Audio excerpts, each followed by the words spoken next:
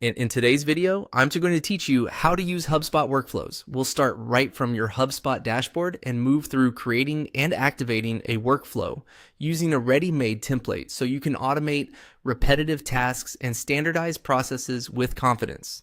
First, open your main navigation and head to automation. This is your central hub for automating actions across contacts, companies, deals, and tickets. Once you're in, choose workflows. That takes you to the workspace where all of your existing automations live and where you can build new ones. Now, select Create Workflow. HubSpot will offer a few ways to begin. To move quickly and follow best practices, choose from Template. Templates are built around common goals. Things like welcoming new contacts, qualifying leads, or routing tasks to the right owner. So you don't have to start from a blank canvas. Browse the library and select a template that aligns with your objective. You can usually filter by object type and use case, and you'll see a short description of what each template does. Take a moment to read it so you understand which records it will enroll and what actions it will take. If your account has plan-based limitations, make sure the template is available to you before proceeding. When you've found the right one, click Use Template. HubSpot loads it into the visual editor with the enrollment criteria and actions already mapped out.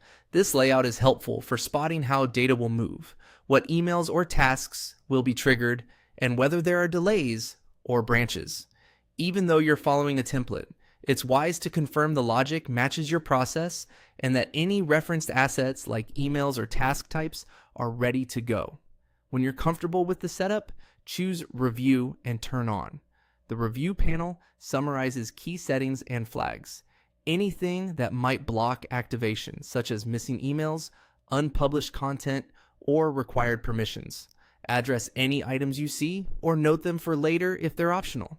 If you're confident and don't need to work through the checklist, you can click Skip to turn on to enable the workflow immediately. Keep in mind, once a workflow is live, it can start enrolling real records based on the criteria shown. It's a good practice to activate during a low traffic time. Enroll a small test segment if appropriate, and watch the workflow history to confirm actions run as expected. You can always pause the workflow, adjust details, and turn it back on. And that's it. Automation, workflows, create, pick from template, choose and use template, then review and turn on or skip to turn on when you're ready.